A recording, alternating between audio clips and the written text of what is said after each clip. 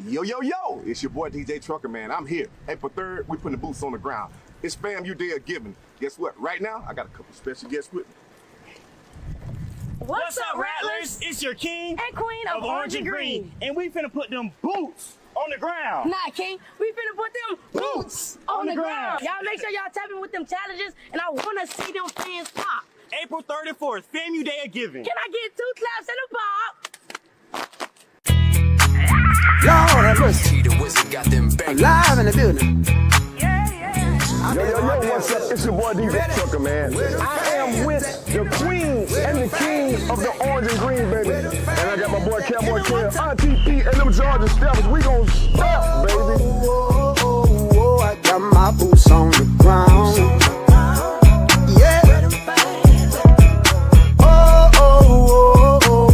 I got my boots on the ground. Where the fans at? Get up by your seat. Let your body move. Cowboys and cowgirls, they feeling that groove. Sipping on moonshine, fire barrel rolling. I'ma get behind that thing, girl, and hold it, hold it, hold it, hold it. Whoa, oh, oh, oh, oh. Got my boots on the ground. Yes, sir. Lord have mercy. Oh, oh, oh. Got my boots on the ground. Fans, please. I hope you got good knees, cause we gon' get it up. Everybody's dancing to that juke joint love. Hold on to your wig, hold on to your man, cause the steppers in that building, y'all, and they throwing them fans. Come on. Whoa, oh, oh, oh, oh. Got my boots on the ground. Yeah.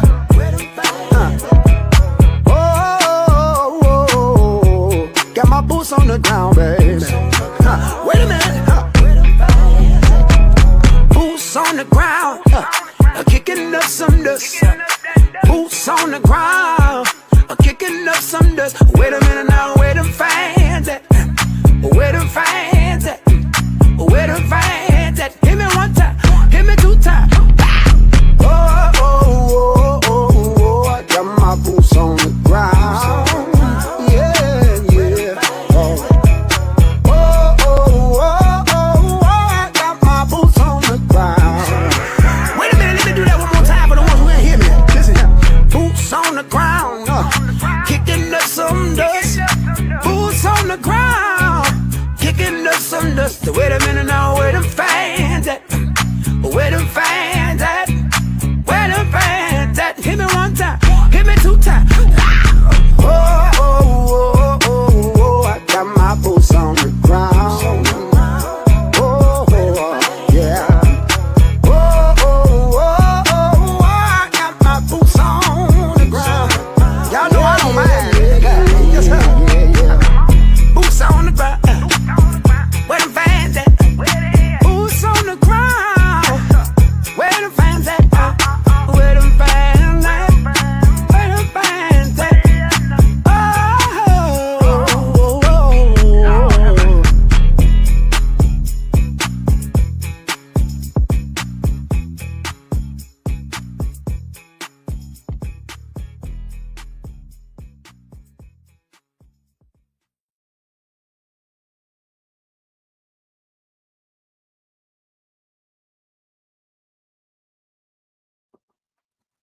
Can't nobody see me cutting up but William in the background. But what a fan is right here.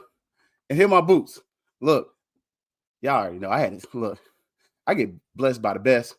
Got my FAMU flag, fan. Let y'all know. And I got my boots ready. Just for anybody who got something to say, man. They specially made, it's got a little crease in there from kicking some Wildcats in the backside. But for those who don't know, put my fan up so I know where it's at. But want to make sure, kind of let y'all folks know, hey, the days are coming. Boots on the ground.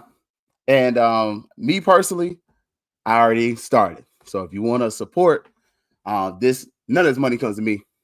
And my goal is short. My goal is $100. So I'm thinking we can beat that. but come support me. I've already put in. Look, I don't believe in asking you to donate. If I don't donate myself, I've already put in a little bit. I'll put some more in. The goal is $100. Mine is going to the College of Arts and Sciences. As much as I stump for athletics, I want to make sure I gave to the department that made sure that I could give. So I am a graduate of this department, graduate degree in history. So if you are so inclined, get ready. FAMU Day of Givings. Get your coins together. Get your coins together. If it's $5, $10, $20, I don't have a minimum. I just want you to help give so we can reach that goal. So that's the code. Also going to post it again on the page, and we're gonna run that again on Thursday. I'm pretty sure they're gonna demonetize the video, but it doesn't matter. I don't care. It's for Mother FAMU. So mentioning Mother FAMU, look, we got a traveling man. So legacy on the move. Little play on words. If y'all have noticed, we've definitely gone with a little more of to our animated graphics to really continue this series. You know, this is an unintentional series. It kind of was just intended to open up for a few folks, but then, hey, we got some more folks coming for you. So, but today, we got a returning guest. We're going to talk a little sports. We're also going to talk a little bit about their aspirations. This person is none other and known as your regional vice president, the regional vice president for the Florida region, Mr. Will Youmans. Let me see if we can bring him on up to the stage. There we go. Let's see. Look, we see you. Good evening. Good evening. There we go. Now we got your audio working. Look, got a fresh cut too, man. Look, I see you there. Look, you know, I had to make sure I was ready. You know, y'all folks be sharp and ready to impress. And if y'all don't know, again, I had to come up camera because I saw that boots on the ground there, and I was initially muted because I was over in here doing that dance over here. So I said, no, you know what? I don't want to see the VP get down like this. But some know that, you know, those rattling roundups, I'll hit a little, cut through it a little bit. As you say, you know, to cut a little rug, right? Mm-hmm. Well, for those who don't know, look, region VP for Florida region, also assist a lot with the Rattler Boosters and other organizations. I definitely, this is one of my first calls when he announced, hey, I'm thinking about running for NAA president. I say, hey, you know, you got to come on the show, got to talk about it. We're going to bring the other competitors on as well, but want to make sure we gave everyone a platform, be able to speak about this, you know, kind of let them see the person behind what they see on the flyers and everything like that. And mentioning something that we both help support. Make sure we mention those Rattler Boosters. If you've noticed, most people that come on, they're NAA members and Rattler Boosters. So we need your support. This is the official DSO of FAMU Athletics. If you don't want to do the FAMU Day of Giving, join the Boosters. Hey, it's right there. What's up, Mary 305? What's up, Alex? What's up, Kev? And little baby, how you doing? I will definitely get the name of that fabricator for that blouse. My mom asked the same question. I forgot about you. So also St. Clair, check him out Friday. But first, I told him you got to dip his toes in, man, and get ready because we're gonna talk a little bit of athletics before we kind of get to that other piece of talking about some of the other things. And you're from the DMV area, if I remember correctly, right? Yeah, DMV, Washington, D.C., Southeast, okay. Washington, Berry Farms area. Okay. Well, look, your coach has started, man. Look, he's bringing in a guard, about 6'6" from Chicago. You know, you might know basketball a little bit better than me. You know, y'all. You know, I hear y'all. You know, y'all pretty good athletes. Basketball is one of y'all sports there, but in your dealing, just as a fan, what kind of excitement you seeing with your fellow DMV native as coach? Man, I'm excited. You know, like you say, coach Coach Curry, he's from the DMV. He got that basketball pedigree, and I'm excited about what he's doing. You know, he elevated this program in year one, and I'm expecting some great things from Coach Curry. Again, you know, we've seen the recruitment and what he's bringing in, and man, watch out SWAC, watch out MEAC, watch out NCAA. It may be an upset, even with all the NIL stuff that's going on. Watch out. I love that. I love that. And you can kind of see, look, early on, I ain't going to take them too far into the sports ledger. We got a bunch of offers that went out. So might even just do a little special on that, you know, just kind of go into that a little bit. And in your workings there, you know, kind of got you to tell people you are from the DMV. Why FAMU? So, you know, that's a long ways away from Tallahassee. Yeah. Well, you know, when I talk to some people who from Tallahassee area, I say, why did you go to Bethune? Why did you go to Hampton? Why did you go to Howard? Well, I just wanted to get away from Tallahassee, and it's the same thing with me. Being in DC, I grew up in DC, but spent summers in South Carolina, and just wanted to get away, you know. And also, Dr. Humphries, you know, I'm a Humphries baby. He recruited me as a presidential scholar, and he showed the money. And all it took was, hey, presidential scholar, here's some money. My mom was like, boy, you'd be crazy if you go to Hampton. And I got to put more money out there like that. So you better get your butt down there to Tallahassee.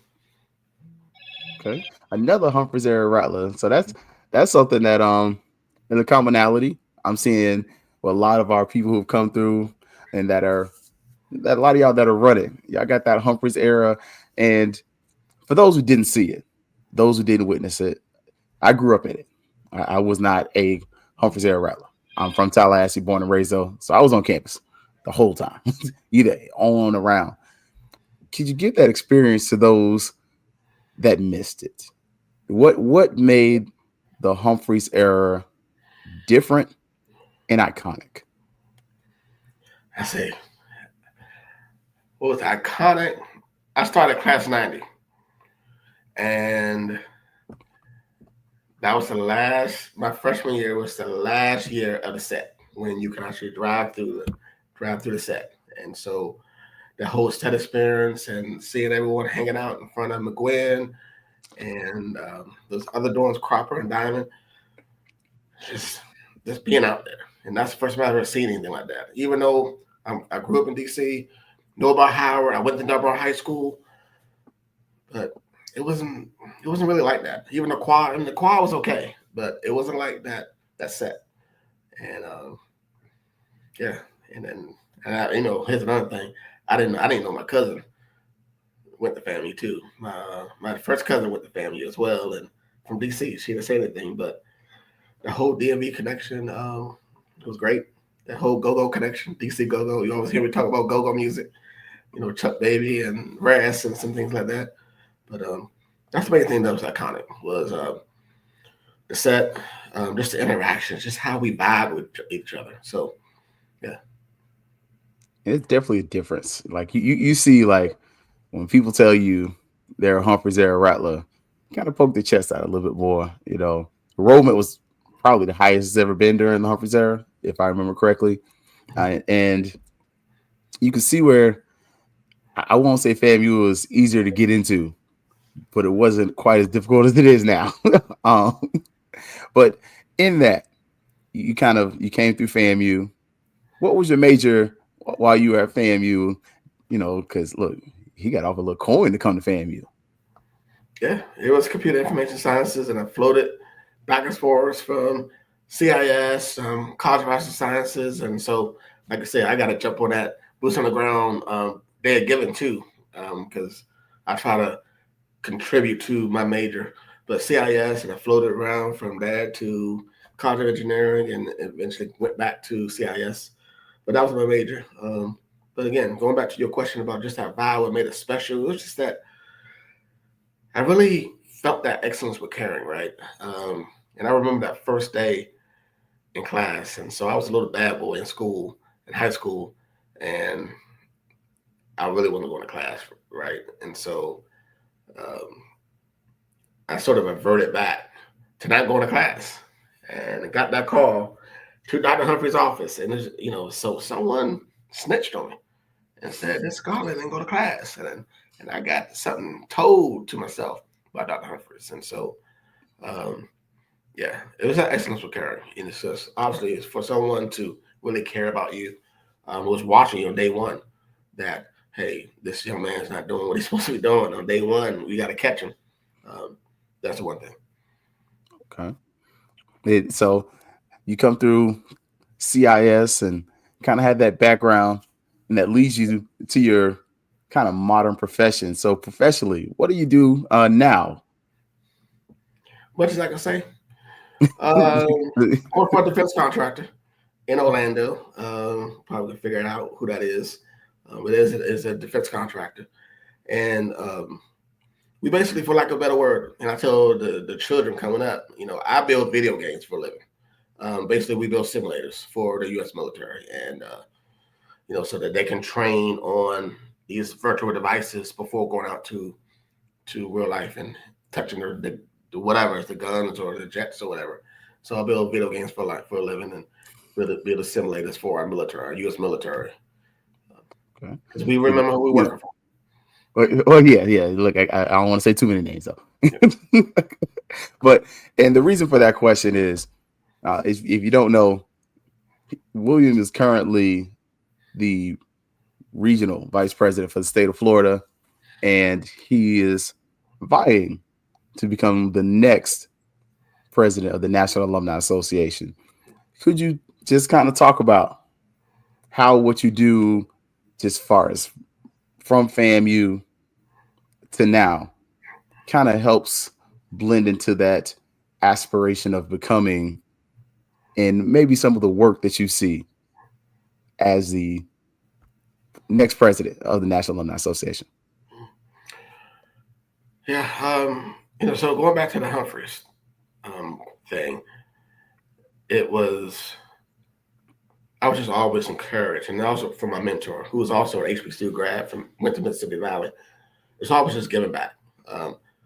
Give back, be genuine about giving back, be genuine about doing the work. Don't do it for the name or photo ops or anything like that. If it's in your heart, do it. Be genuine about it, be committed, be dedicated. And so, when I got involved, once I graduated from FAMU, I didn't really get involved in the NA, didn't really know much about the NA.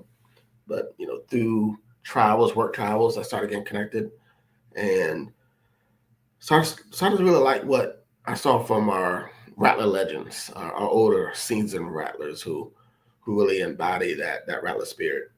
And I just liked what I saw and started to follow, started to emulate those Rattlers doing that.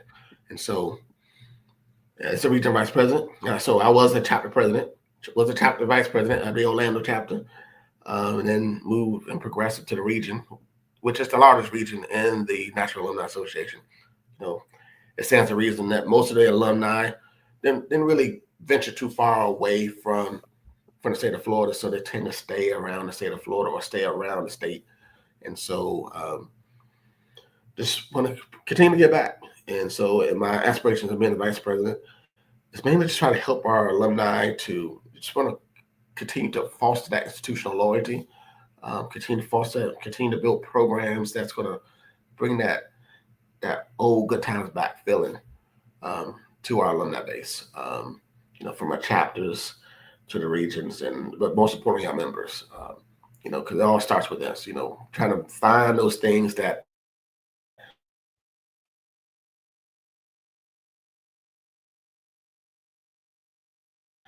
the family.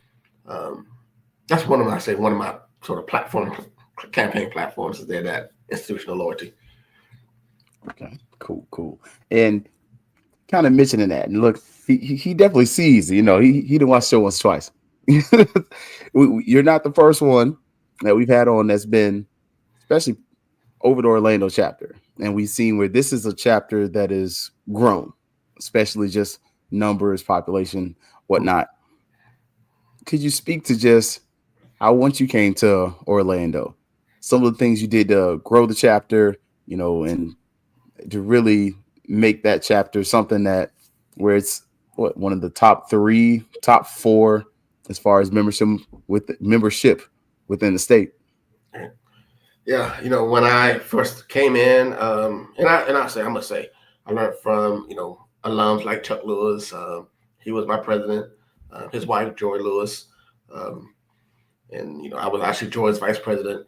And so we sort of took baby steps when we sort of got the reins of the Orlando chapter. We really didn't have a lot of membership. We was going through there were some challenges there. And so we really wasn't engaged. We really wasn't doing as much as we want. Didn't really have a lot of fundraisers. Membership was low. It may have been like in the low 20s or something like that. And so I know Chuck took it to a certain level, and then Joy did that as well. And then I just kept implementing some of the things that they did, and then added additional things, additional onion layers around it. And so we ended up hitting that 200 mark, rather like that last year or so of my term. But mainly it was just through fundraising. We just did more with fundraising. We have a law school here. So I was like, hey, we got a law school here. We have a FAMU campus here. We need to be doing more to support Mother FAMU, who's in our backyard. So let's try to fundraise. Let's try to do things for these law school students, do things to show our appreciation to the law school, to those students. And so we were doing that. Develop, I think there's going to be a golf tournament coming up in the Florida Classic this year. But back in 2016, 2017, we launched the inaugural golf tournament. So we actually sort of showed that golf tournament, how to really do it then. And so this next golf tournament in 2025 is about to blow up. It's gonna be really, really big. Patrick Gray and those guys. But yeah, I mean, we just want to put more back this, but it's all about branding. We want to make sure we was branded. We was out there in the community, fundraising, doing things to show that we are supporting our students, and most importantly, giving back scholarships.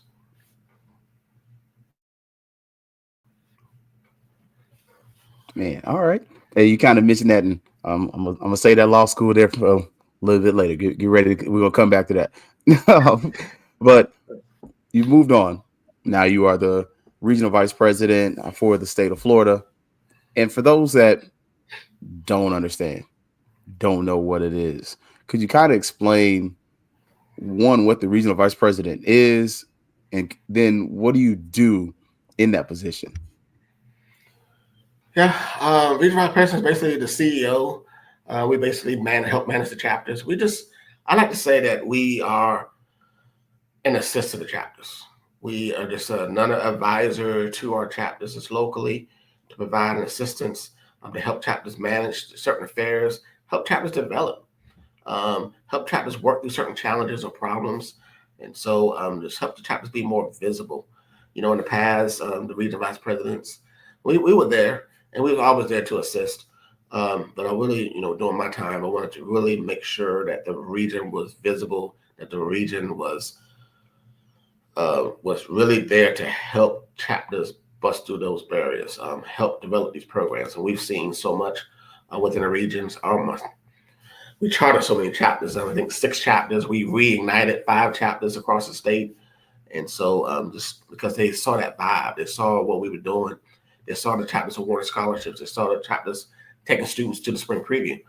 So they wanted to be a part of that. They saw how we was doing government relations and things like that.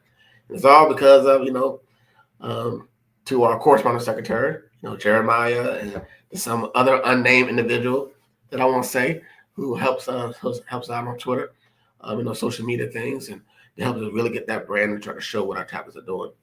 So that's pretty much what I do, just how to manage the chapters, help the chapters get through those barriers, and develop programming, fundraising, just being there. Sometimes I'm just there to support, just to almost like a uncle, if you will. Hey, y'all did a good job, type of thing. But that's pretty much that. And I hear a lot of chapters saying, we didn't know much about the value of a region until you were the regional vice president. So it was that. We've done a lot of amazing things. We're the first region with an endowment.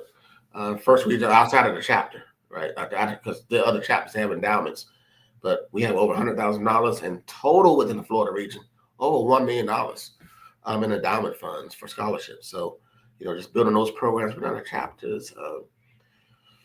Yeah, it's a lot of work. I do travel a lot because to hit those chapters and visiting every chapter during the weekday and during the weekends, hitting those chapters. And I think, I could be in Pensacola on a Tuesday.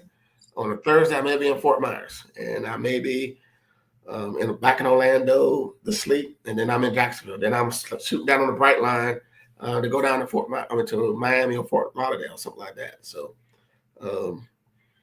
yeah, this just takes commitment. You got to be committed. You got to be dedicated because you want to see that region really grow. Okay. And I love that you mentioned kind of seeing the region grow and some of the things that you're starting to see this year. What was it like, because you mentioned some of the accomplishments. What was it like seeing some of these chapters that have come back and just come in, start to now be active and be involved? I know, for instance, we had a chapter in Pensacola that, they kind of they first, and now they've kind of gotten to find their own thing. But what was it like to kind of charter these chapters and then not only charter them, but to see them start to thrive and do their own thing? Yeah. They always wanted to do it. They just needed to know, how to do it. And once we laid it out and showed us really how quote easy it was or how easy it is to do, they jumped right in. Bay County, Panama City, was just chartered last year. And one of the participants with tons of students from the Panama Bay County area to show that Rattler pride and bringing prospective students there. So yeah, I'm definitely excited to Fort Augustine, Willie Gallimore chapter, and what they're doing. One time, a small area, St. Johns County, brought 6 charter buses to Tallahassee for Family Spring Preview. And I would have thought that was something that the Orlando chapter would do. 6, if you do the math, 6 buses at 55 people, that's a lot of students that a small chapter was able to do. And so it's things like that. I was really proud of the chapters like that, those small area chapters able to really make that impact like that. And when I tell people that, they're like, oh my gosh, if they can do it, Orlando definitely can do it. But yeah. Okay. Yeah, no, look, I've done the preview trip with Orlando. That is a fun trip. It is normally a packed bus. It always sells out last couple of years running. So don't take that for granted, but it is definitely a good trip. And kind of in mentioning that, and, we kind of talked around it a little bit now, but when we're talking about, you talked about bringing an endowment and having an endowment for the region. And, you've definitely done some work to help with the Orlando chapter as well. Could you talk about, as much as you can, the ability to bring in funds via corporate sponsorship or other donors to the National Alumni Association? Because that's, as the president, that's one of the things we're definitely going to be looking for. We see with, not to be overly political, but we see with this administration in Tallahassee and in Washington, what they're looking to do fiscally. How do we bring those dollars in from those who may not necessarily be FAMU graduates, or if they are FAMU graduates, how do we get those corporate dollars to come back to Mother FAMU? I think they're right there. We may have got to ask. We obviously got to have the right connections too when we established this. Now, actually, the Florida region initially had an endowment. It was at a small amount of money, but we grew it. But the way we grew it was through corporate sponsorships. And I know that the environment has changed with some coded words that we all know what they are. But, we just, so philanthropy may be a little bit challenging, for now, but I think there's always opportunities. We just got to sort of rebrand ourselves and find the right target areas. And I actually have identified some target areas for the National Alumni Association and even to the Florida region that we can go to currently in this thing. That's pretty much all I would say, but I do have some prospective partners that that's really ready, prospective national brand partners that we all will recognize, that's ready to listen to us and ready to partner and connect with the National Alumni Association. And so that will help with that. One of the things I would like to do is establish a campaign, a serious fundraising campaign to really generate new revenue outside of membership dues and outside of individual giving, and one that's going to really help propel our alumni giving rate, because that's really important to me too. Try to come up with some innovative ways to really increase that university giving rate as well. That's been hovering around 6 to 7%, but I have some ways to really get that giving rate up that FAMU will be able to take credit for, as well as National Alumni Association, as well as our donors being proud about that too. Okay. And kind of in that same area, we don't want to say too much. We try to protect, what we can protect. But in the Florida region, we've seen where we've had some of these corporate donors kind of step in and kind of put their names on some of these things and some of these initiatives going forward.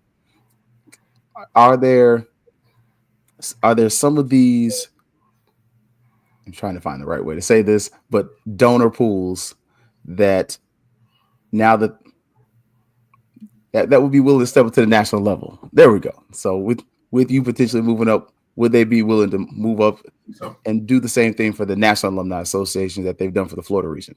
Yeah, I mean, they're definitely willing to do that.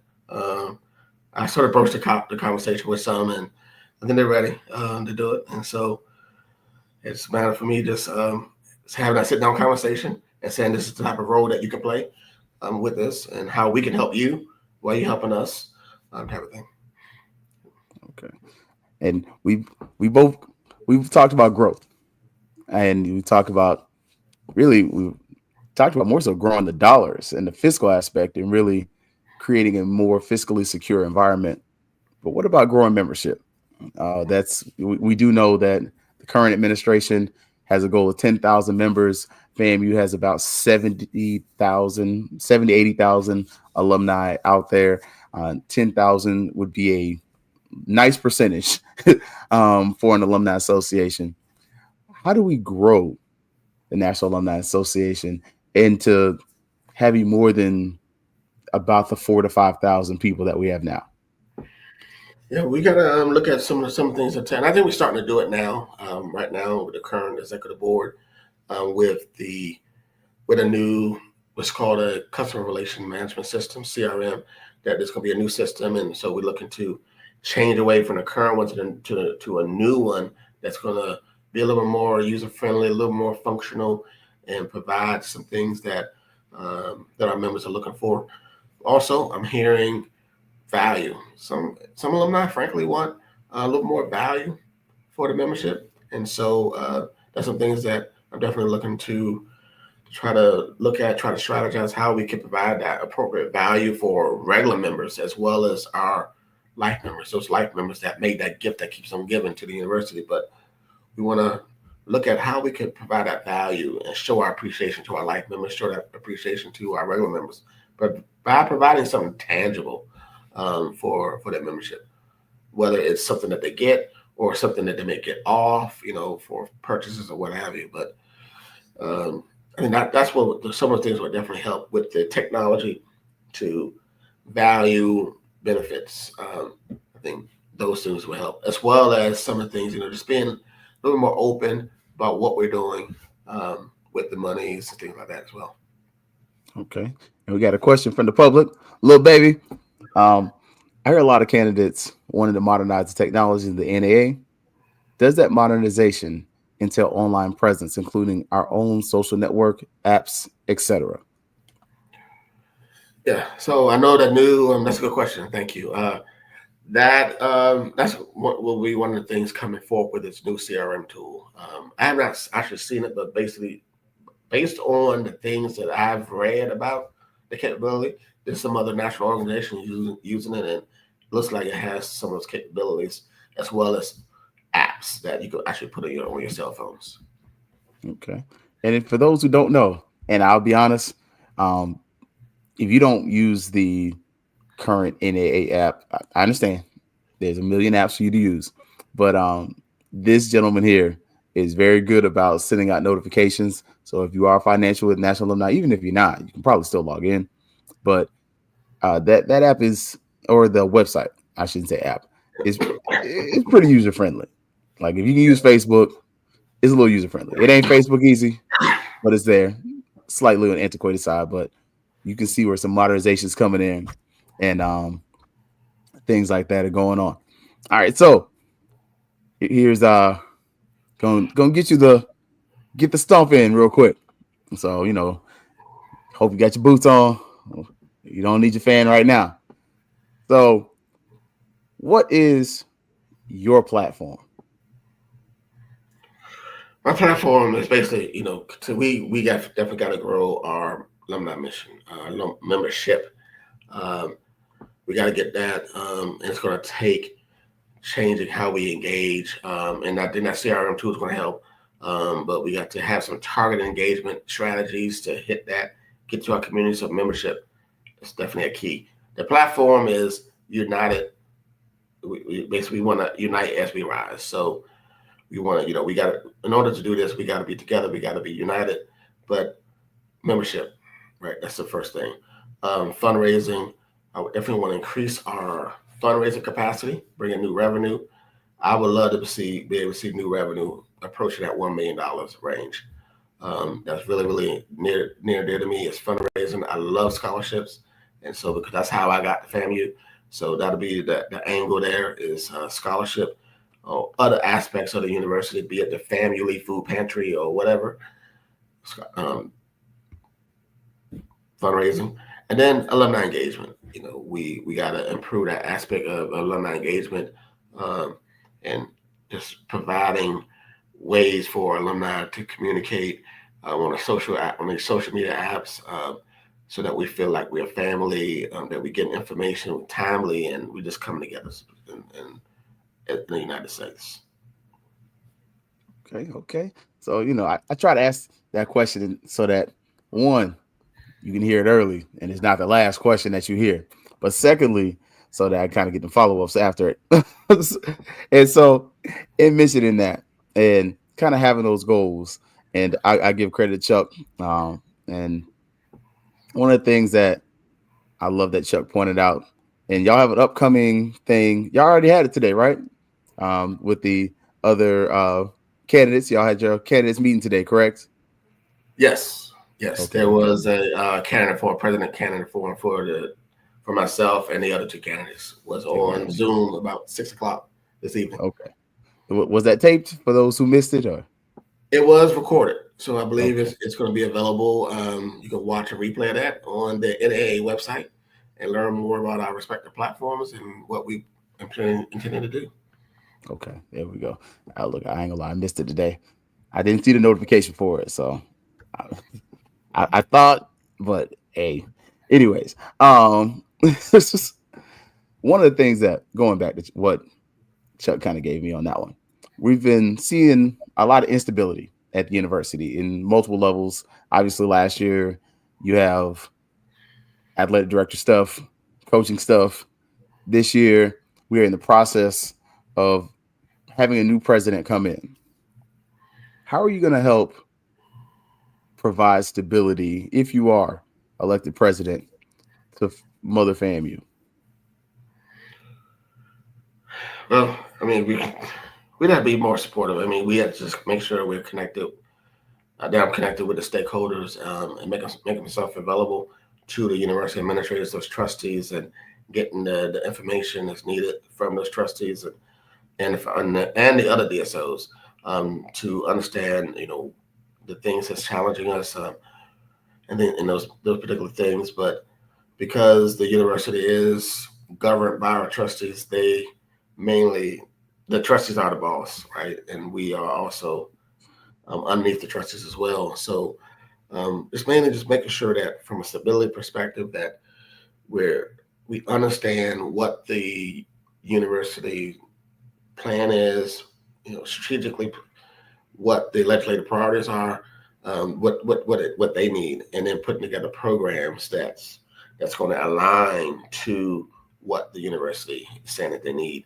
And so the university is saying they need X, we have to make sure that we got the programs in place for that X to sustain the university. So we can't really, we don't want to execute outside of the university and doing Y and Z and everything else, but we got to definitely be in lockstep with the university and basically listening to our trustees and to our university administrators on what they need. Okay. And I asked this question to one of your competitors, Curtis, and I asked the question of, we've seen where FAMU's National Alumni Association has come in to support athletics. Will we continue to see that under the Youmans administration, where the National Alumni Association sometimes comes in to be that extra organization, or is that going to be something that is more pushed to the boosters and really kind of said to be like their thing? Yeah. So I know I have two hats on, right? So I also sit on the Rattler Booster board, and I'm vying for the National Alumni Association president. But, under my administration, we definitely would like to work and partner with the Rattler Boosters and try to support the Rattler Boosters, and as much as we can, allow the Rattler Boosters to take the lead as much as we can in athletic affairs, since that's what they are charged to do.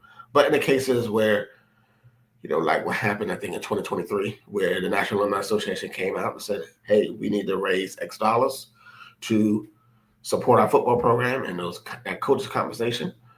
If the time comes need for that, because the trustees and the other DSOs are looking at the National Alumni Association to do so, we'll do that same thing and try to raise those dollars for athletics. But the main goal will be always to support the Rattler Boosters. Again, I'm a board member, but when I try to support the Rattler Athletic Boosters and let them do their thing, and then we'll come in as a secondary. But hey, if they ask us to do some things to support, we're there. Gotcha. Okay. And look, I ain't gonna lie, this one of them questions. Sometimes they're playing this one. You spitballed it right there. So you mentioned the law school, and we've seen where me personally, I feel a certain type of way. I definitely feel as if there is a certain largest university in the nation that is encroaching upon our law school. But, not to be in that sphere, how do we improve the law school and maybe protect it? Because it is an asset in a space that's wanted. For those that don't know, we're in the way. If you're UCF, we're in the way of them having a law school in Orlando. So how do we really protect that, and not just protect it, but make it better? I think, first thing, we just got to hit those metrics. Everyone heard about the performance-based funding metrics and, those passing goals. And we just got to work to do what we do to support the law school and hit students to hit that. The National Alumni Association for the last couple of years has been doing providing bar prep assistance to students. And so we're trying to prepare the students there. What we did in the Orlando chapter under my administration there was just providing additional mechanisms for test taking and proctoring exams and things of that nature, just to provide some of those stable points there. But just kind of try to help the law school in hitting those metrics that we know that's in front of us, and maybe even try to shoot beyond the metrics in case those goalposts are pushed back as well. Okay. Look. Now that wasn't playing. That wasn't the question I think he was looking for. And before we get to, because we're gonna talk about some of the good times, and then we're gonna ask him some of the questions about the Blue Boys. But another question with Lil Baby. And I know the answer to this, so I'm gonna let you answer it though. But outside of scholarships, has there been any discussion on how to support students through their matriculation through FAMU? Yeah. So right now, within the Florida region, we've really been partnering with the Student National Alumni Association. And, during the football season, we had tailgates with them, and just providing a platform for them to tell their alumni what they do, what they need. And actually, April 12th, there's going to be a spring tailgate affair with the Student National Alumni Association. And so that's going to be a professional networking opportunity. So it's not just scholarships and anything like that. It's just professional networking, and just to help connect the students to other professionals that may be nurses or doctors or engineers or teachers, just to connect those students, those prospective graduates with professionals. So April 12th, again, it's going to be that tailgate professional networking thing. You may start seeing some of those flyers circulating on the internet, but that's actually coming up in the next couple of weeks. Good question. And on top of that, and I, you know, I'm a quote Brother Malpress. It's a poor frog that doesn't promote his own pond. But if you know type thing there. But we've seen where local chapters such as Jerry Lee, that is Jacksonville alumni. I ain't gonna lie, I had to learn. I was like, where are they at? Because I saw the name. Orlando, as well as other chapters, they also provide goods and other supplies throughout the year. I know Orlando goes up there and checks on the students periodically. Jerry Lee does something similar where they send a group over there and they actually have some of their students kind of do some of the tours and stuff too. So those are some of the different things, but maybe that's something we can continue to grow within the region. Depending on how things go in the future, maybe we can even grow it to become like a challenge, like who can continue to support those students who are already on campus the most. So and we've done things too, outside of scholarships and the SNA. We're looking to continue to do the same thing, but during COVID, there was a huge need, right, for COVID support and COVID supplies, and so we unveiled that community service project with the students just to provide just COVID needs, things for female students going through certain things, male students going through certain things. So we did things like that. The food pantry. I mentioned the food pantry project because FAMU is in a food desert, and so we always are regularly contributing to that food pantry project because knowing that there's no major grocery chain store besides the Piggly Wiggly that's right there on Adams, off of Adams in Orange. There's really nothing else there. You got the Publix Greenwise store that's on Gaines, but it's not really a big store, right?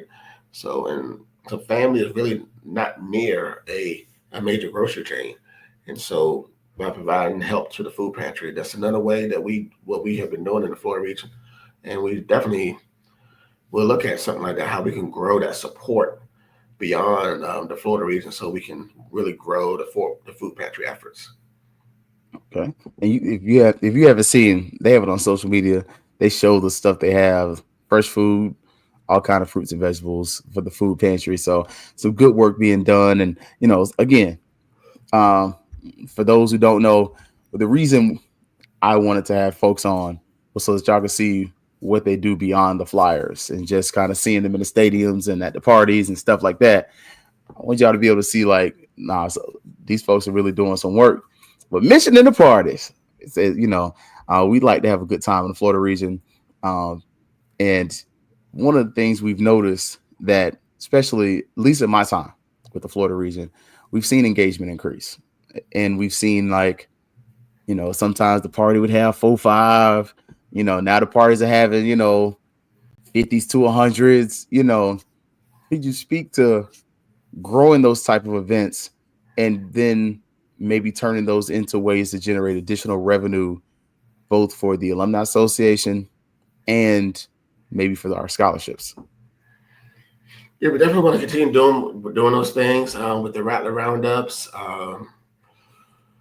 those tailgate activities that we had that really have took off, and as long as we know it's a pregame affair, but and just showing that those monies are going to scholarships. I would love to be able to do more of those things, where alumni have something to come back to, come back home to, outside of homecoming. We know with all the frats and all the sororities doing tailgates, things like that, but during homecoming, but outside of homecoming, you come up for a regular game, you can come to a particular tailgate, you can come to another particular activity to really engage and help our students as they matriculate through FAMU. That's definitely something I'm definitely really encouraged by.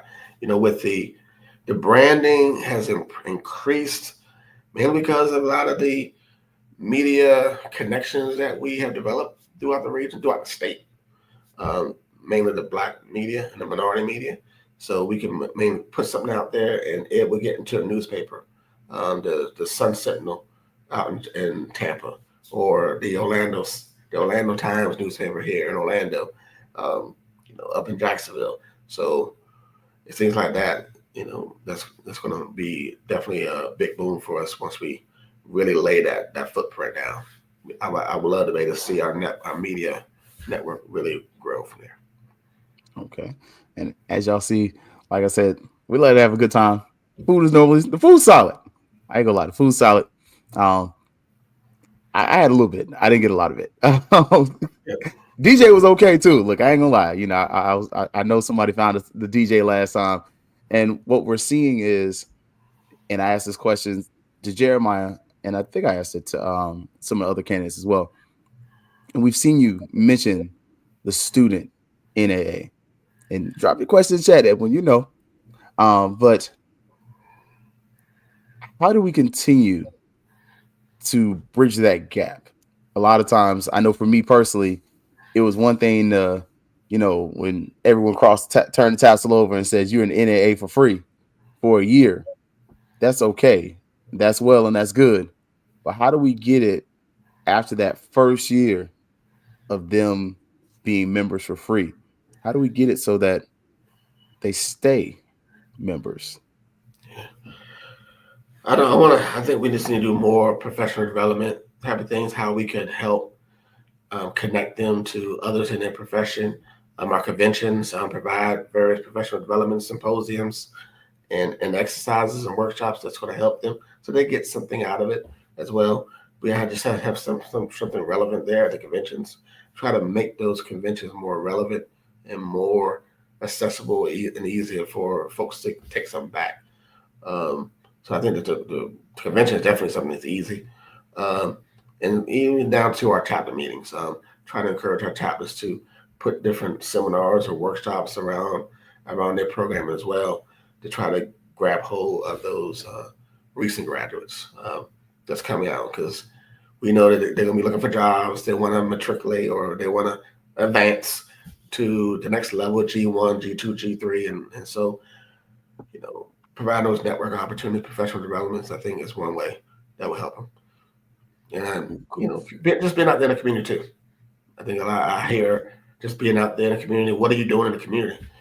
Just more community activities, community partnerships with American Heart Association or American Diabetes Association, or, just the food, to make the Ronald McDonald House, things of that nature, just being involved in the community too. Okay. And, we talked about, and you kind of mentioned earlier, and I'm going to hit you with 2.5 questions. So you mentioned kind of creating something that maybe gives the alumni an incentive to come back. I know for me, I have my alumni pin. I put it up. I ain't gonna lie. My alumni pin is with my fraternity pins. Like I don't play with it. I don't wear it unless it's a special occasion, because I know I don't get a new one every year. But what are some of the things and maybe incentives that maybe we could have as an alumni association to maybe incentivize to bring people in, bring them back? Like what are some of those things that maybe we can have, as opposed to just, hey, we're having a NAA hotel and NAA members get discounted hotel, and we find out 20 days before the event? Yeah, I'm open to ideas. When I look at some of the other alumni associations, I see an array of benefits, discounts for different services, discounts for legal support, discounts just for entertainment, discounts if you're trying to buy your first home, things of that nature. So I want to look at like best practices. Like what are these other PWIs and HBCU alumni associations doing from a benefit perspective to provide to their base? Okay. And I see to answer your question, yes, Edwin, he is running for one of our candidates running for National Alumni President. And look at it, you got to thank you right there for donating gift cards so our students could purchase professional attire. Hey. Yeah, I forgot about that. Yeah, not a problem. Yeah, man. Look, we do so much that or he does so much that he forgets stuff. I remember like I need a list. He's like, I do so much. I'm like, take the list down now. So couple of questions before you go. So if you don't know, Mr. Youmans is a member of Blue Phi. He's well, let's see. I guess I cussed. My headphones tried to go out. But he's a member of Phi Beta Sigma. And one of the things they actually do as a fraternity, if you haven't noticed, for the Florida Classic, Florida, dang it, the OBC. Sorry, I don't know why I'm getting ready for Classic already. The OBC, they have a tailgate. It's a decent little production. Yeah, I walk by there. I don't stop and stare, but I walk by. But I'd like to ask y'all this question: what is your best Phi Beta Sigma moment that you can share? You ain't gotta say no names. You ain't gotta call nobody out. But what's your best moment as a member of Phi Beta Sigma? Oh man, we do a lot. My best moment, Phi Beta Sigma. It's basically giving back. I love the brotherhood. Our motto is brotherhood, scholarship, and service, and it's all about brotherhood. And I just love the brotherhood. I'm my brother's keeper, and then that community support. We really believe in service and giving back. We're out there just trying to make a difference in the community, and I try to translate that into the FAMU alumni as well. But the best thing, I'll say I really love doing is adopting precincts every year, where we go into a precinct and we basically run that precinct and giving back and just doing our quote civic duty and helping that voting process, that electoral process. I definitely love doing that, giving back, and then a lot during the holiday season, just giving back as well. For that, we have our annual 12 for 12 things for Thanksgiving, and then we have our quote baby DJ events as well, where we provide toys to young children as well. So it's just basically that service, that brotherhood. So I'm sorry, I know you said one thing, but it's so many other things. No, that's it's just never one day, man. Part of Phi Beta Sigma. It's never one thing when it comes to organizations. So, and before, because we approaching that 9 o'clock time there. So, FAMU is it means a lot of things to different people. Everybody has different experiences. Some of y'all have same or similar experiences, but within FAMU, you talked about your best Phi Beta Sigma moment, best FAMU experience that you can share on campus, off campus. The Celebration Bowl was good for me, but it wasn't my favorite. It was great though. It's in my top 10. But what was your best FAMU moment that you can share? All right. My best FAMU moment. I have a Rattler wife, 28 years. All right. Oh my gosh, 27 years. 27 years Rattler wife. Met my wife on campus. That's the best experience. Meet my wife. We're developing that Rattler family, that Rattler family.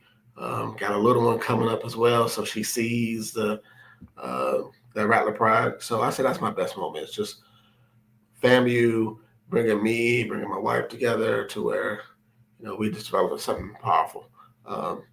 In my opinion, something powerful. And so that's my best FAMU experience. Is my Rattler wife. Look, and okay, look, and this guy travels more than a lot of people that I know. So this purpose of I was going to say some other stuff. I was going to say some other stuff. Yeah, the Celebration Bowl and almost going to the NCAA 1AA playoffs back in 1999. You know, all those things. But yeah, nothing trumps that one Rattler experience. Okay. I love the one Rattler experience. That's a tagline right there. So before we have you head out, again, for those who don't know, this is Mr. William Youman. He is your current Florida Regional Vice President. He is running to be your next NA president. And again, if you didn't catch the spiel earlier, they did have a talking event where they got to all kind of talk and vie for your votes. I don't know if y'all got to meet them and know them as well as here on Fangs Up. So, but before you head out, William, we need to tell the people why they should vote for you, why you're the best candidate, and just other things to consider as they make that decision starting tomorrow for who's going to be the next president of the FAMU National Alumni Association. Yeah, not a problem. First, thanks for having me, Keith, on this. I love your show. I love I was coming on, just getting that Rattler perspective from sports. But my motto again is United to Rise.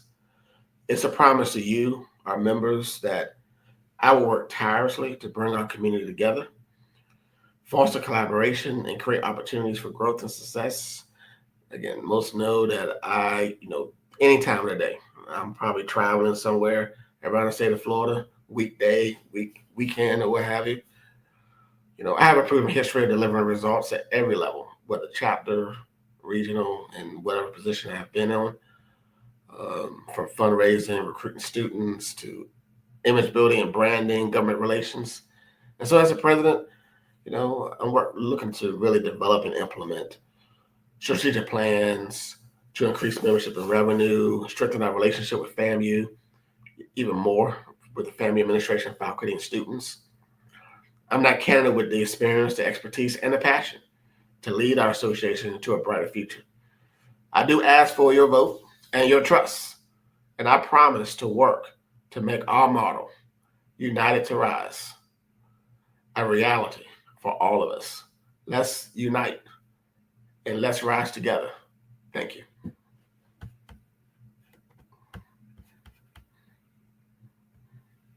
Oh, look, I muted myself just in case. Look, sometimes us technology nerds, we start enjoying it. Like, hey, let me figure out this technology. I think this will make it look good.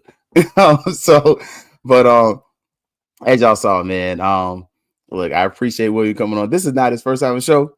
It's his second time, and look, this time, look, he's on point both times, but this time he was ready. I love it, man. And looking forward to seeing everyone make the decisions. We are going to have some additional candidates come on. Our third person that is running for NAA president, she'll be on Thursday, and one of the other persons running for first vice president should be on Sunday. So kind of not trying to make this a political show or anything, but make it a place where first and foremost, we're always about the business of FAMU. Normally we're on sports side, and as everyone likes to point out, I do like to start a little good trouble. But at this place, I want to make sure we get these votes in. Last one for William before we let him go. Man, this sports question, pure sports question. We're seeing NIL and all these different things happen. Look, I caught him off guard with this one. How do you feel that a university such as FAMU and other schools that are mid-majors are going to be able to compete in this era of NIL, the transfer portal, and other things like that? Part of that is because you are a member of the boosters and on the board. So that's kind of where you get that double question. So how do you feel like we can help FAMU compete when we're seeing really how wild this situation is right now? Well, oh man, we got to really come on and strategize how we're going to do that within the boosters and get FAMU competing. But when it comes, NIL is changing. It's really changed what's going on from what these athletes are getting, what they could get, and I'm starting to agree with a sports guy who mentioned that these mid majors may start turning to like training grounds, if you will, like auditions for the next level, for those Power Four schools, and then you may get them for a year or two, and then as they train, but because they want to make additional funds or they want a little more limelight to be able to get to the pros, they're going to jump, and they don't mind being maybe on the other end of the bench for that. So it's starting to feel that way, right? That the mid majors are maybe starting to transition to the sort of that lower level class thing, because we're starting to see a lot of our athletes at the mid majors jumping to these other schools. They say, well, why you want to do that? Why you was a top athlete here, and then you're going over here, and you're coming off the bench, you're a sixth man, or you're the second person off the bench, type of thing. It's definitely changing. It's definitely a game changer. But I think for the Rattler Boosters, we just got to try to strategize how we can do that. I think facilities. We got to definitely improve our facilities. We got to provide those optimum training environments for our athletes to be able to train and know that they got the best trainers, they got the best coaches that's there. But we definitely got to put our heads together and try to find that right answer. So we have a strategic planning committee in the Rattler Boosters, and we've always thrown ideas, trying to see which idea is going to stick. So then we need to get with 80 Suggs, trying to figure out, hey, all right, is this what you want? What do you want to see as well? So it's going to take a collaborative moment with our athletic director, 80 Suggs, and the athletic department to really figure out how, what they need, and try to look at other best practices outside to try to make FAMU that top mid-major, and hopefully we can grow into that power institution as well. Yeah. Okay. Look, great questions. And Edwin, I started a little bit of good trouble. I can't let it go too slack. But William, any final words before you head off? We're gonna run through this recruiting roundup. I know you got to get ready for work in the morning because you be staying up all. No, I have to keep. Thank you so much, Fangs Up Podcast. Thank you so much for having me this evening, and all the questions. Here to support, here to genuinely support and be committed to FAMU. I look for your vote, and see you on the other side. Yes, sir. Yes, sir. We appreciate you, sir. We're gonna let you go. We're gonna run through these recruits real quick. Yes, sir. All right, y'all. So I promised y'all, I was like, hey, and I ain't gonna lie, I ain't want to do all that work and not get nothing for it. So before we get out, because I'm already in the doghouse, I might as well bark. So if y'all didn't hear, FAMU did get a commitment on the basketball team. We also lost Shakir O'Neal to the transfer portal. Don't know if he's gone for good, but he is definitely in the transfer portal. Another player that you're going to see. Just that's part of why the question came up as far as what can we do to really grow this program. But football wise, and the offers have been hot. We had two quarterback offers go out there. One is Trey Guerrero, 6'2", 190-pound quarterback from Tyler Community College over there in Texas. So we'll see how that goes. Another one, a local kid, quarterback, 6'3", 215 pounds, Darion, and I hope I said his name right, Jones. He's from Tampa Bay Tech. So we've seen Tampa Bay Tech's been okay to FAMU. So local school appears to have a cousin. I believe his cousin is that defensive lineman that's transferred from Virginia. So if you didn't see his social media page, he said bring his cuz home. So, we know how that goes. Mentioning bringing them home and keeping them home, though.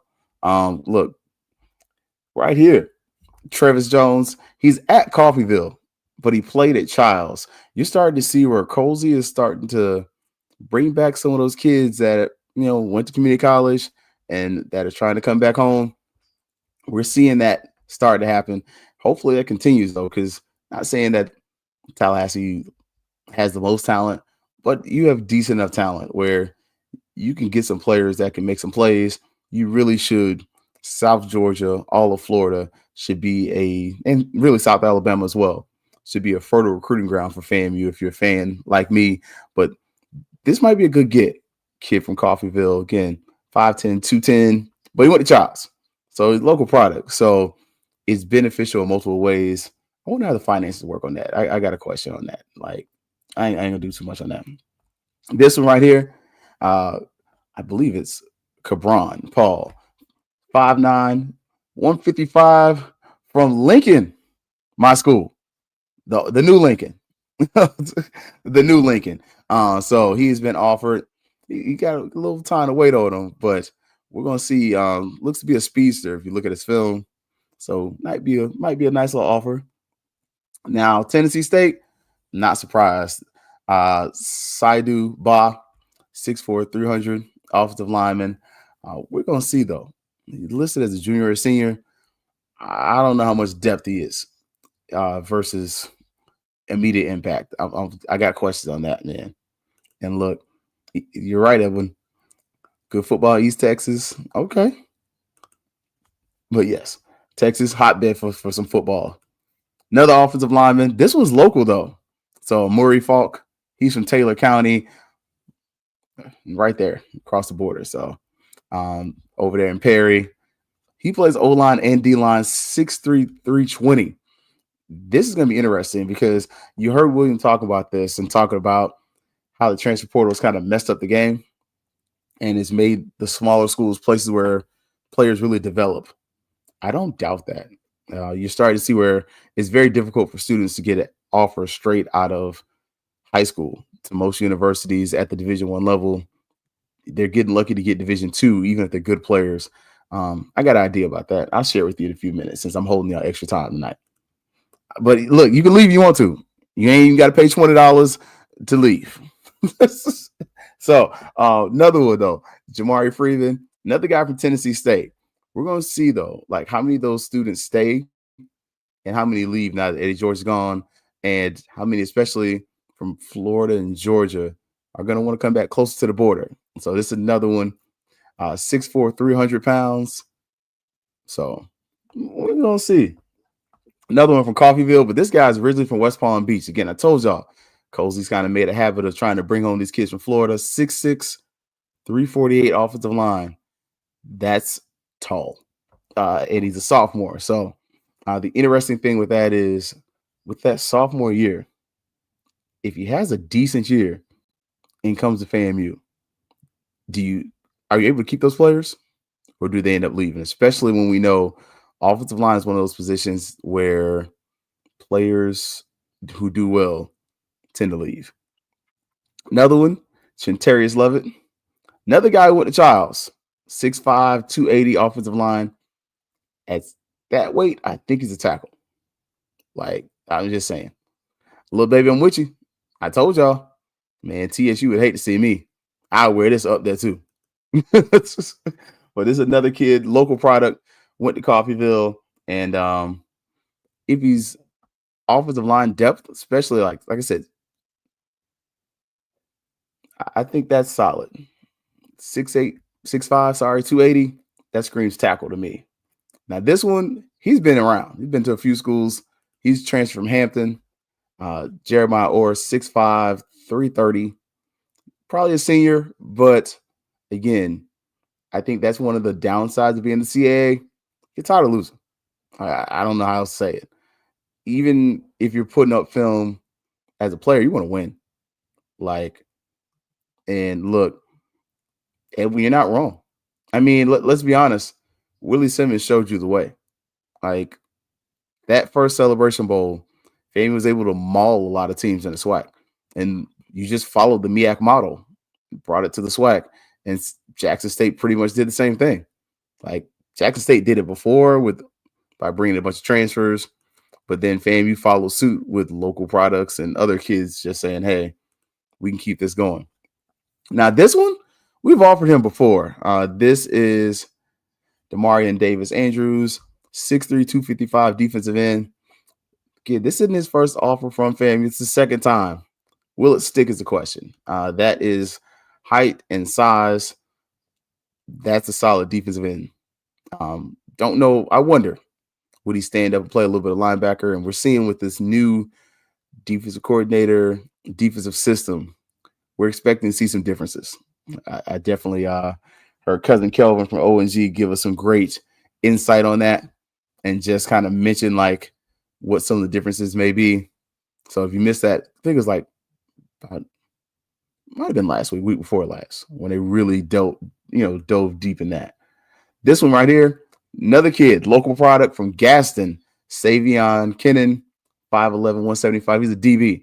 Another kid from Coffeyville. I'm just saying, Coffeyville, it's always kind of, I've known them to always get a lot of kids from the Big Bend, but looks like Cozy's bringing them back home, which I'm not mad at. Let those kids go up there, kind of figure it out. If they haven't figured it out, and if they just don't go in there to play, let them do that. Now, this kid, I've probably seen him play before and didn't know it, but he is local for me. But Emilio Bacardi, 5'9", 165, 2025 prospect. So we'll see if he's able to commit or not, because that means he's coming out this year. But he's from Lake Mary High School. Lake Mary, if you're not sure, is literally just over the border from Orlando. So, but 2025 prospect. Okay, it's not right over the border. It's like 20, 30 minutes. I got a buddy who stays over there. I don't go to his house too often because it's too far. But you're able to see like FAMU's playing no games as far as bringing recruits in. And for those who missed it, this is the new coach. So Chris St. John, he is defensive line, so defensive end specialty, and he's got a little bit of history on him. Now, we do have a defensive coordinator. I can't say his name. Supposedly he's coached at UAB before under Trent Dilfer. I'm gonna let you all, that are home detectives like me, figure it out. As much as I'm gonna give you. Look, and you can say, I got that from the streets. And just like Young Jeezy, I am the streets. So, hey, just letting y'all know, you want to be a street detective, go figure it out your own. But I didn't say no names.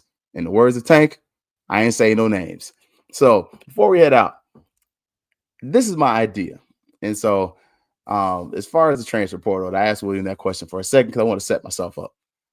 I feel like the best way to handle NIL in the transfer portal is to have these students commit to a school for 2 years. That's just my perspective. And why do I feel that way? Well, and you can have it be different for junior college, because then that allows the junior college to continue to thrive.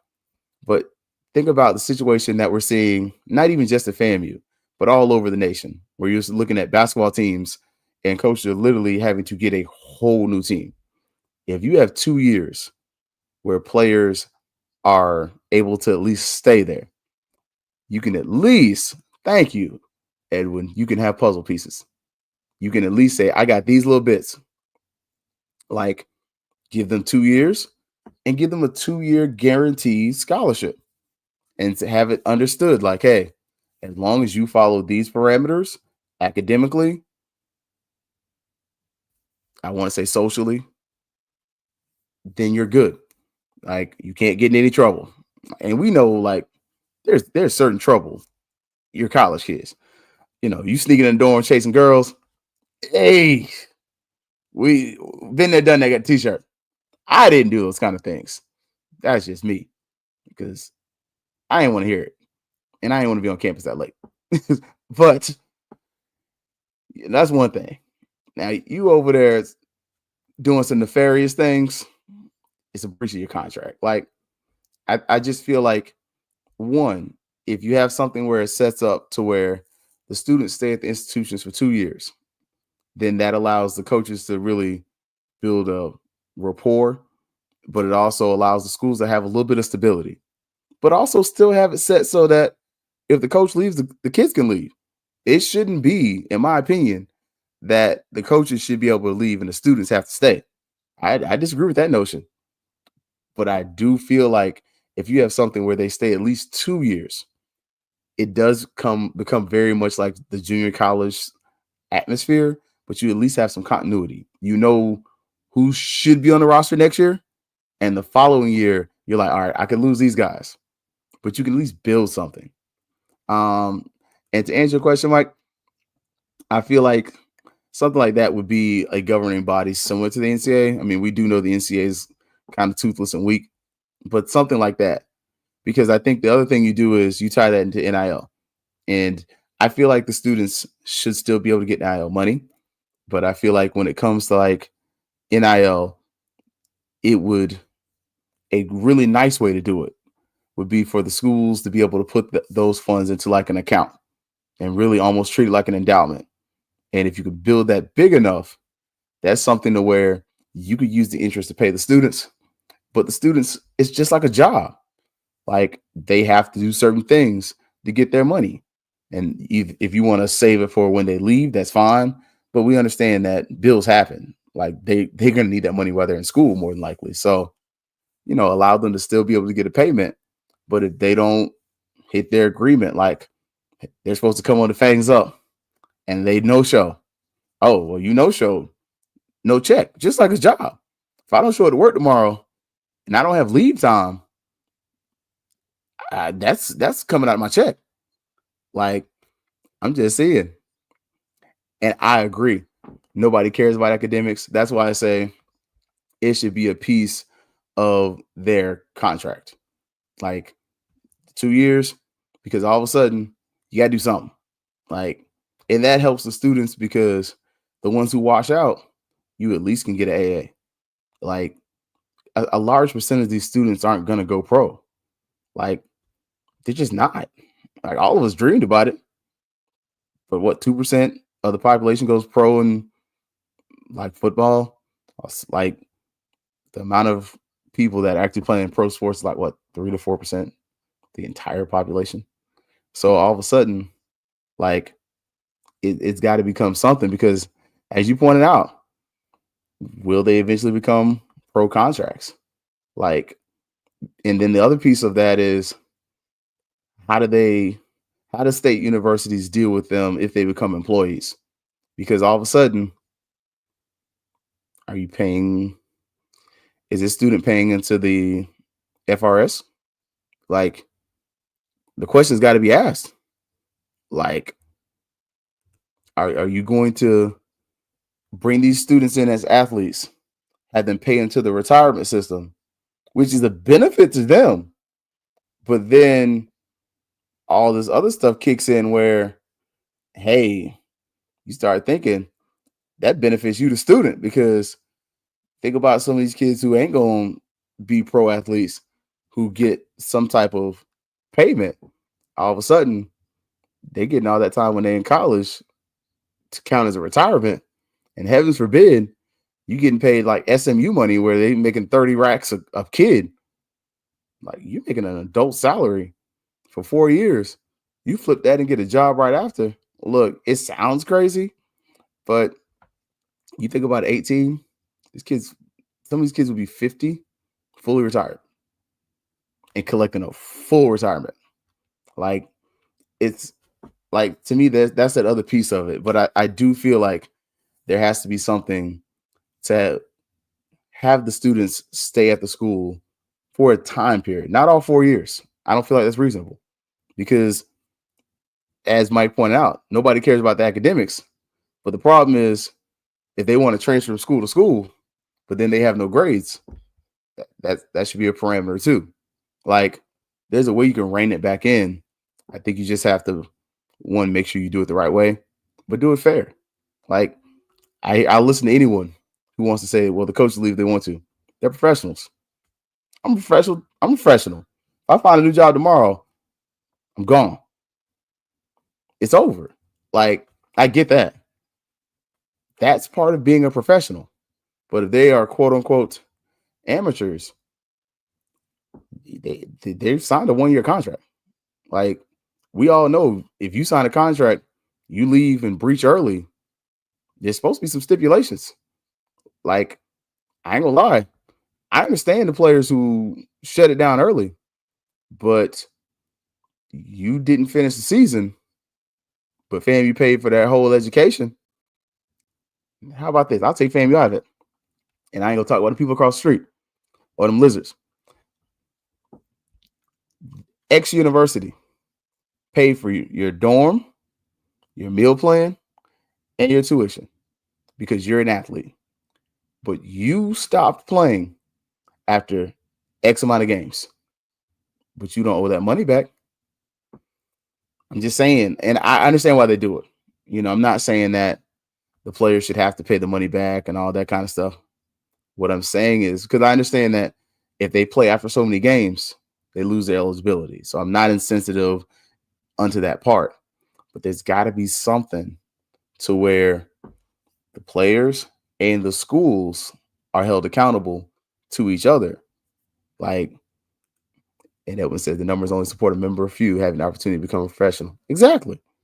Like, we got guys hitting the portal that are averaging less than 10 points a game at FAMU. Like, where are you going? Like, and it's not a slight on any of them because they ball better than me. But if you're averaging less than 10 at FAM, what autonomous 2 is going to take you? Like, y'all know I'm over the Power 4.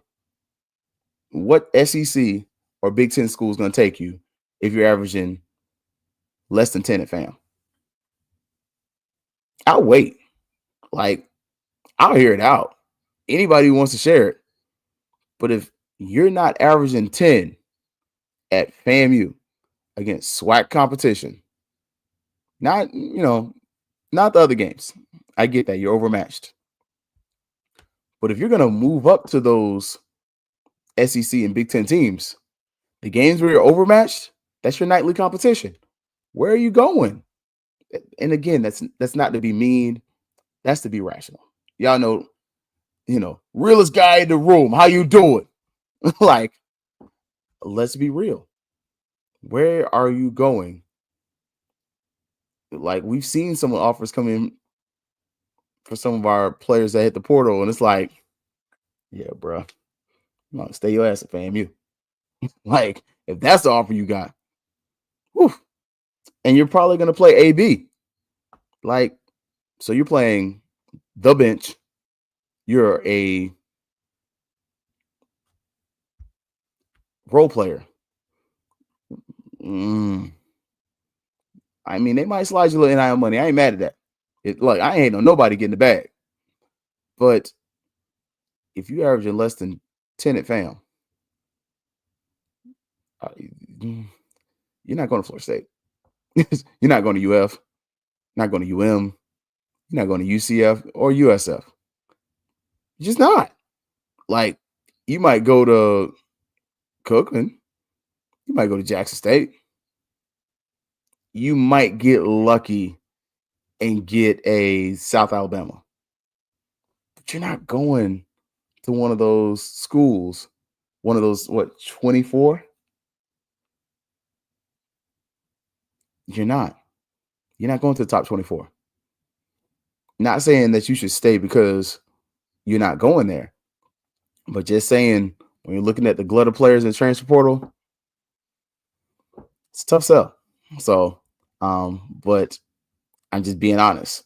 I think within this, and I think William presented a great idea. I've heard this before. There's levels of this. Like, I really feel like, and we've seen this, the SEC and the Big Ten just need to go on and break off and do their thing. They can include the other two, the Big 12 and the ACC if they want to. They should break off and do their thing.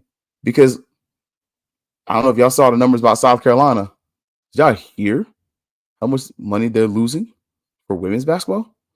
5M. That FAMU couldn't afford to lose 5M. $5 million and say, oh, we'll get it back later. We can't do that. Like, we can't. Not just to hold a trophy. Ohio State lost, $30 million to chase a national championship? That's more than our athletic budget. That's double FAMU's athletic budget. Like, but we're all Division I schools. At a certain point, because I agree with those who say HBCU should maybe consider stepping down to Division II. Because honestly, revenue-wise, I don't think you lose too much. But what I think you do lose is the fact that you're not the only ones that can't compete. We act like HBCU's the only ones, and you start looking around the corner. Look, South Alabama, App State, them schools like that, some of them losing bread too. Southern Miss, like we literally saw Southern Miss take Marshall's coach after that brother was coach of the year. And that Noop said, nah, y'all gonna find me some money or somebody else will. And he did. Went to another school in conference. So it's not just a FAMU thing. Like Miami spent that to go to Orlando and they didn't even see Mickey. Facts.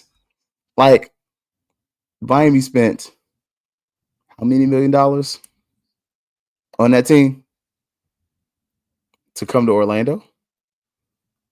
Dog, y'all spent like 20, 30 M on that football team to make a 3-hour bus ride.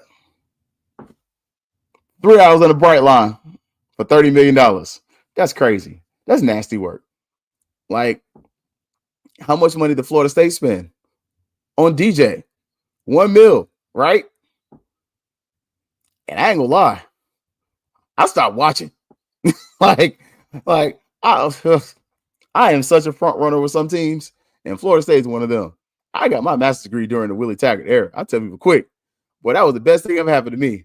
Like, well, point of watching this bull jump tonight, let me go on study this book, write this paper.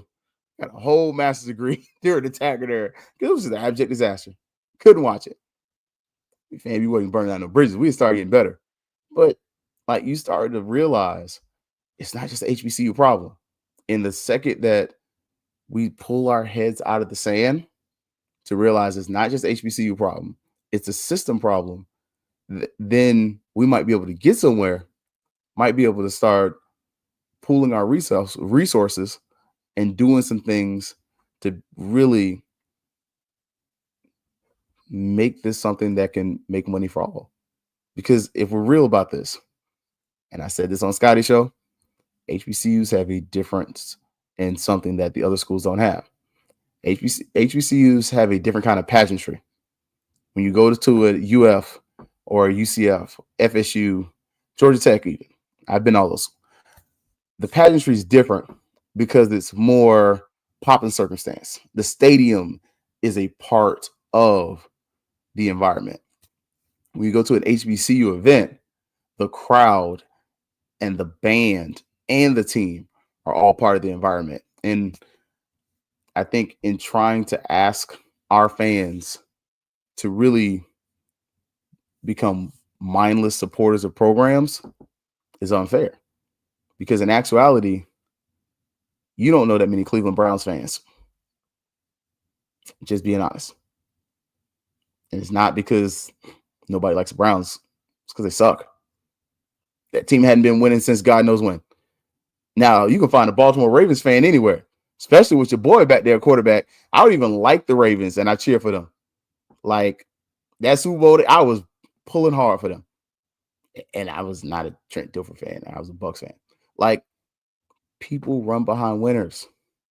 Right now, I can't stand them reptiles, but you have got fans. I don't know if you caught that game last night. That stadium was loud. Second they started getting some hope, it was over. Not all of them UF grads. Like, at a certain place, you have to create a winning product that people want to support with the understanding that if it's not winning, it's not going to work. And no matter how much you beat people over the head with give more, give more, give more, they're not going to give to a loser. And little baby, you're saying a lot of schools can't compete. We're not in this boat alone. Like, and Mike, the MEAC and SWAC going to D2 would create a 42-team league within a league. 4 conference champs could play a Celebration Bowl, and the rest can contend for a D2 championship belt. I don't disagree. I really don't. Like, I'm not saying don't do it. I'm just saying explore all options. Like, but you're not wrong. Like, you could literally have your own playoff within the Division Two between the CIAA, SIAC, MEAC, and SWAC. And again, you just saw where a school just dropped to what, Division 2, 3, I think St. Francis. So in the near future, our school's got to do something to raise some type of revenue, but also to be different. We can't just sit up there and scream, only 4% of alumni are members. Okay, that's nothing new. At some point, that argument's got to stop. You got to find some other ways to raise money, because the best of schools have 8%. And the moneyed schools have 8%. You expecting the 40, 50,000 heirs to all become alumni? I mean, it's a nice idea. But lifetime membership ain't affordable for everybody. Everybody ain't got no $750 just laying around, especially with what's going on. Like, y'all getting that 100. You're doing good to do that. And you're not wrong. Sometimes taking a step back means taking a step forward. I don't disagree. Like, I'm just saying, within this next couple of years, I really feel like the HBCU commissioners should come together, have the conversation, and say, what are we going to do? Because either, and HBCU schools in general, like, let's be honest, there's schools in SWAC that should move to Division 2 tomorrow. Just being real.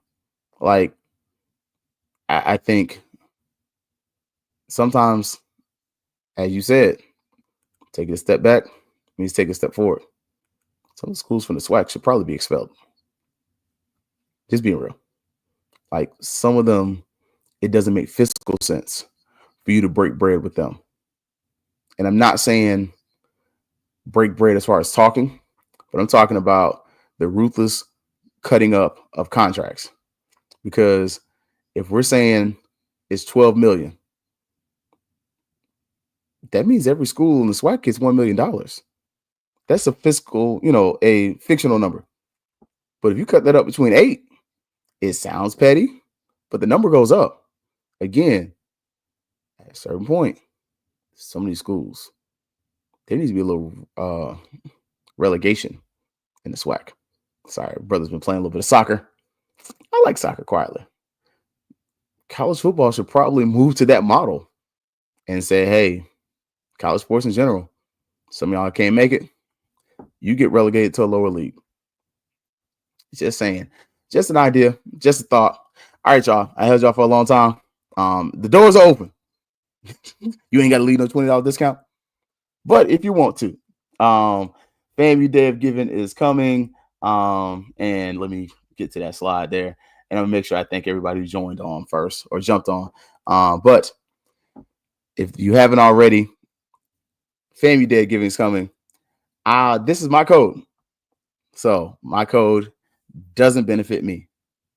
As a matter of fact, I'll turn off the banner so that it doesn't show. I don't want anybody to get any confusion. This is not for me. So FAMU Day of Giving, I am supporting the College of Social Sciences, Arts, and Humanities. I graduated from FAMU with a degree in history. So you can use this text code, FAMU CSSAH8 to 71777. If you look and you see my name, it has my name, Keith Hadley, full thing. But if you see it up there, you will see I already started putting some money on there. Not a lot, but just a bit. Because I don't want to ask y'all to give and I don't give myself. Just like I don't ask y'all to join the boosters and I'm not a booster myself. Same thing for National Alumni Association. I do not ask you to do things that I don't myself do. So also, got some things we're going to be trying to do with boosters this year. Definitely going to ask for your support. If you are in Tallahassee area, even if you're not, we're going to ask for your support for some things, trying to put a younger presence on there. And one of the presences is myself. So here I heard you, see you. So we're going to try to do some things to get up there, man. So, and Mike, before we get out there, CIA and SAC are but 2 years or a few transfer portals from being just as competitive as the MEAC. some of the SI schools being some. Look, I wouldn't want to put Valley against none of them boys right now. I'm gonna hold that. All right, my thank yous before I get out. Appreciate Jeremiah Carter. He already won. Unopposed corresponding secretary. He is running. Chuck Lewis. Y'all just don't know. Chuck is that's my guy. So thank you, Chuck, for coming on. So Chuck is running for first vice president. He is vying for your votes. Also, Deborah Payton Jones. She came on. Good people. I ain't gonna lie. She a tough candidate. She is also running for first vice president. Man, she was tough though. I ain't gonna hold you. Like she was good. Like she deserves your support. NAA president Curtis Johnson came on the show with Chuck. Came here and talked about it. Another guy that deserves your support. Y'all notice I'm not gonna tell you one way to go another, but I'm just gonna say each one deserves your support. Curtis came on. Great job. Doors always open. If you are not already signed up, the NAA event is going to be in Frisco, Texas. I've already heard about where next year's event is going to be. If it's there, I'll be there. I ain't going to hold you. And today's candidate, Mr. William Youman, regional vice president, came on, talked a little bit about FAMU, man. Look, baby, I got to text her about that because even my mom was like, I want 2. I'm like, dang, okay. So, but coming up, we will have Ashley Cooper. She's coming up next week. And on Thursday, your other NAA president candidate will be on. So look, we show no bias. I have bias. I do have people I favor for my own personal reasons, but I made sure we are unbiased as possible because I want you to get to know these people. I want you to know who you're voting for. I hate when people just tell me you need to vote for my person and I don't know that person from Adam. And then they get in office and I'm like, but I voted for you. And they're like, I don't know you either. So hopefully you've gotten a better knowledge of who these people are. Again, we got 2 more that I know of. Somebody else hit your guy up, then your mans will do his best to get them on here. But for everybody that gets involved with HBCU Digital Network, the kiddos, the wife who sacrifices her time and her space, and the friends in the family, appreciate Mike Road Dog. He set up that last one. I ain't gonna lie to you. But y'all already know, and we're gonna see y'all Thursday. We got a special guest on here again. She's gonna tell you why she wants to be the next NAA president. Y'all already know what's up, what it's always gonna be. Thanks up. Yeah, baby, you know what time it is. Now let's get it started. Are you kidding me? Unreal! While our HBCUs are mostly known for academic rigor, community, they also know how to turn up. Dorothy,